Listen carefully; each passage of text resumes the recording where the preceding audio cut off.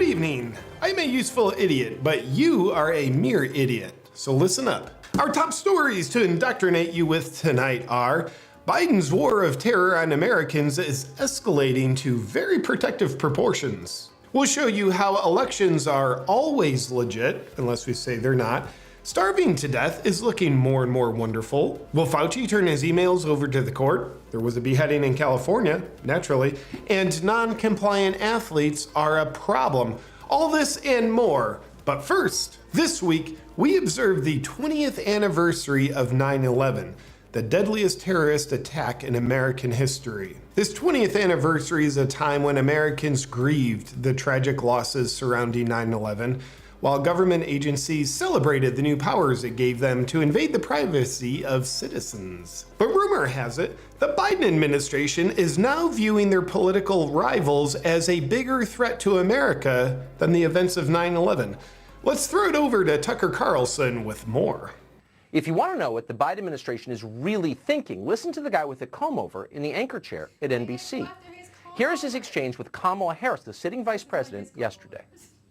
Not quite 20 years after 9/11, the Capitol came under attack from domestic terrorists.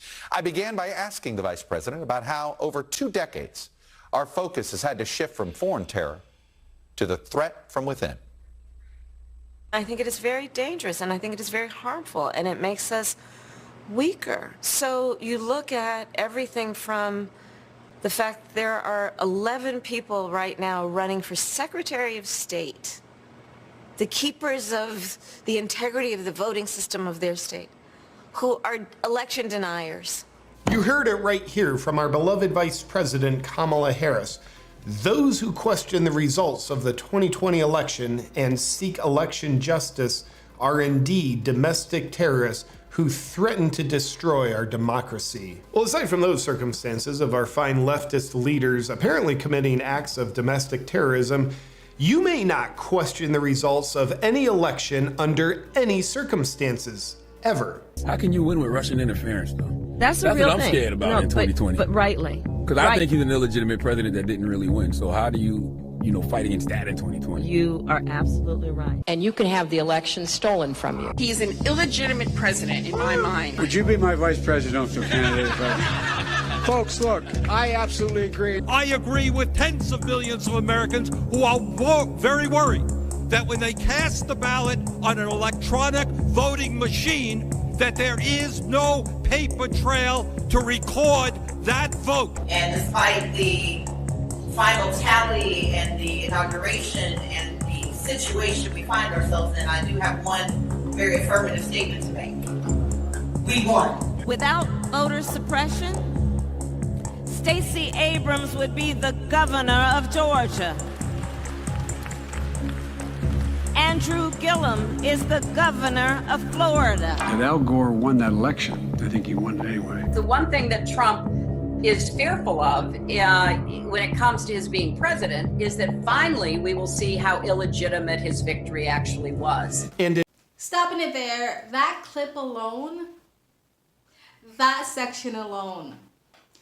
One of my biggest pet peeves is hypocrisy and treating me like I'm a fucking idiot. And that's why I call it out no matter what side you on, because I can't take hypocrisy. Stop the grifting, stop the pandering, right? And so I cannot for the life of me how anyone on the left or Democrat or whatever who will sit there and call anyone who questions the election domestic terrorists or trying to damage democracy, knowing the entire time Trump was president, that's all they fucking did. I can't stand it. Do you think I'm dumb? Do you think I forgot those years? Or does it not matter to you because it's the other side? It's like, you know it. Like, the people who are saying it, they know it. And that's why it's so infuriating, because I know you know it. And you're like staring me in my face, making eye contact, pretending that you guys didn't do Russiagate for 4 years, and then still claiming that shit. It is an American right. It is a part of your right as an American to be able to question any election at all. I'm not saying that this one was mingled with or messed with. I'm not saying President Biden isn't legitimately our president and that the election was fair and square. I'm not saying that he did not win fair and square, but to say that as an American, you have no right to question the election, who's going to affect the country you fucking live in, that is your right, right? And so plus, they did it for 4 years. It's infuriating. And this is why I even took a breath before listening to the clip, because I can't stand it. It makes me go nuts. But and you question them and they'll be like, well, that was different because that had to do with Russia. That was different. We needed.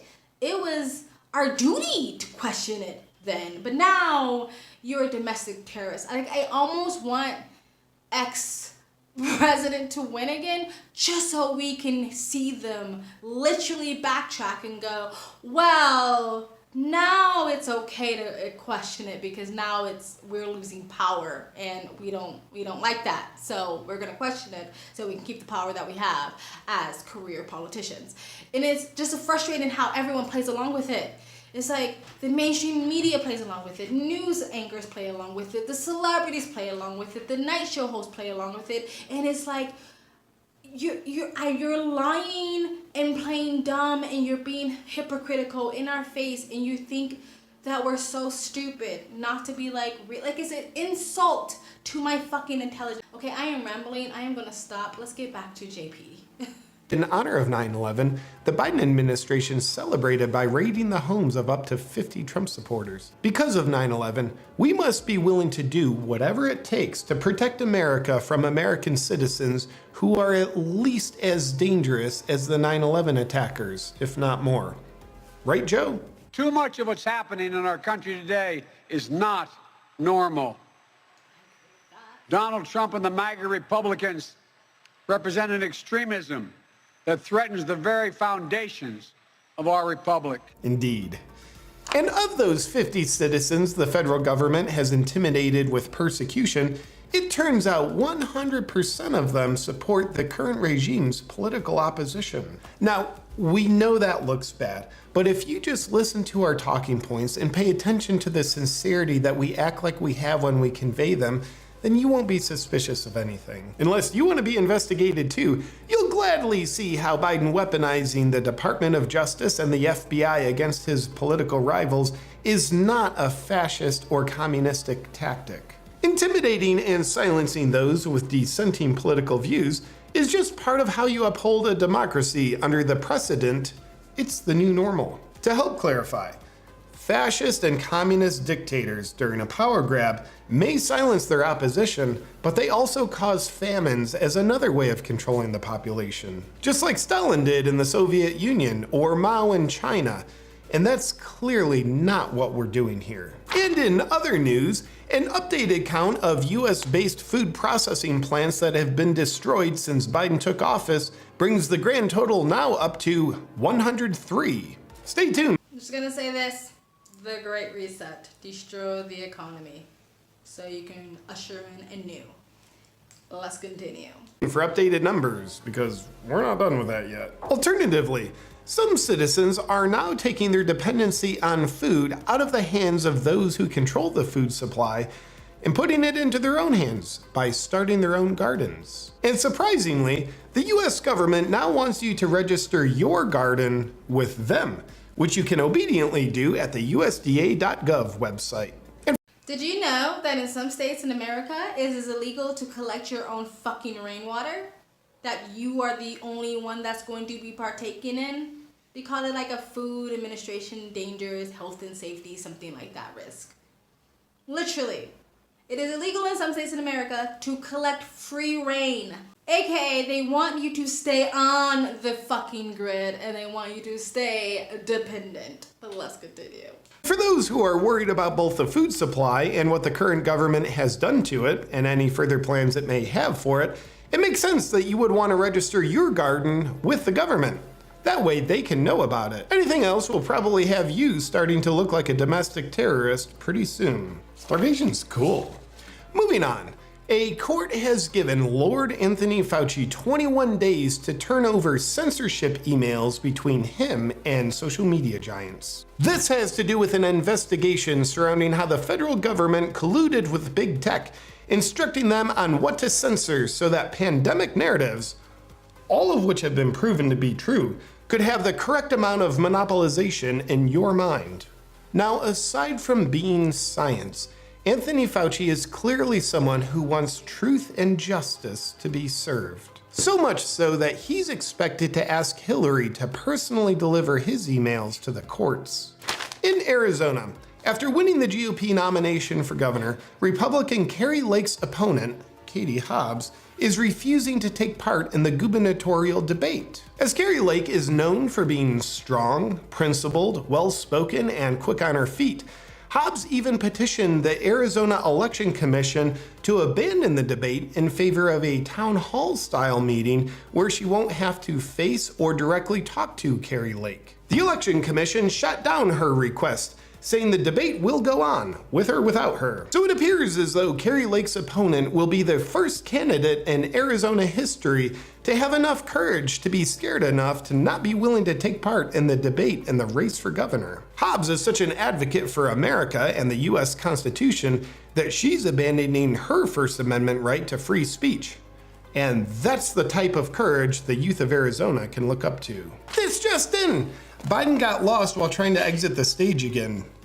A frightening time for all Americans. But luckily, as you can see, the president was eventually found by caregivers. And from there, it only took another 28 seconds for the man responsible for upholding democracy to comprehend which way he's supposed to exit the stage from. Now, as someone who's on stages regularly, I just wish I could get a message to the president that nearly 100% of the time, you exit the stage on the same side that you entered it from. All you have to do is remember which side you entered it from. And if he could do that, he won't have this problem that he keeps having. Moving on. Now, in the wake of Queen Elizabeth's passing, President Biden remembered to offer his sincerest heartfelt condolences for the Queen in a message that he wrote in the condolence book that he copied off a note card that he held in his other hand. And in green California, as the state suffers from blackouts due to its weak energy infrastructure, Gavin Newsom continues to feverishly plead for people to move back from Florida to his Soros-inspired weak on crime state. Strong on having no energy, heavy on mandates state, because California offers true freedom. California. No other state gives you the freedom to be at risk of being decapitated in broad daylight as you're walking home. Stopping it there, I think the guy who does like Black Guns Matter, I forgot his name, Noir or something like that. I reacted to one of his videos, and I was going to react to this one, that there was a billboard in California or LA that says like, don't move to Texas. Like, that's how desperate they are. You're losing! Like, you're fucking losing. This is pathetic. Billboards have been popping up around California, urging citizens there not to move to Texas.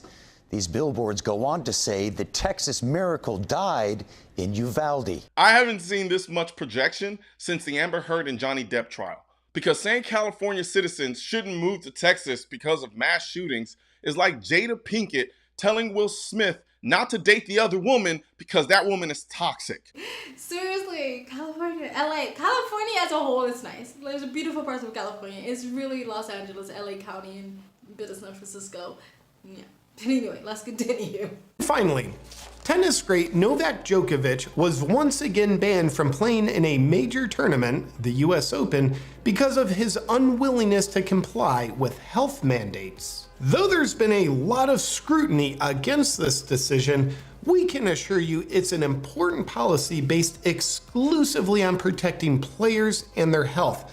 There are no conflicts of interest.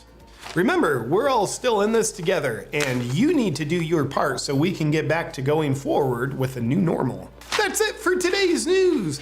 If you didn't believe what we said, then you are clearly a threat to this regime, and you should get ready to be harassed by federal agencies and potentially imprisoned. And if you did believe what we said, then things are actually going to turn out much worse for you. Good night. All right, guys, that was a Awaken with JP. And as for the last story, you know, not complying with health mandates, when a certain company of a certain poke that people were forced to get came out and said that pretty much doesn't stop the spread of the global virus. Gotta change my voice so the algorithms don't catch me. Anyway, guys, let me know what you guys think of the video, what I said, what he said in the comment section below. Please like, comment, subscribe, hit the bell to get the notifications when I do upload. All of that really does help with the algorithm, guys. And if you'd like to support this channel even further, you can donate. My PayPal me link is in the description box below and also in the comment section. Of course, it helps, but you don't have to. You can just like, comment, and subscribe. Another great way to support this channel is either join my brand new membership program, different levels, different tiers, different perks, or you can visit my brand new merch shop, links down below, and links to all of the alternate platforms I'm on, my socials, including my Rumble, my Odyssey, my Discord, my Twitter, and all the other links to all the other YouTube channels that I have is always in the links down below. And if you like, you can super thanks. I also have a second travel vlog channel. I travel as a lifestyle. I live abroad.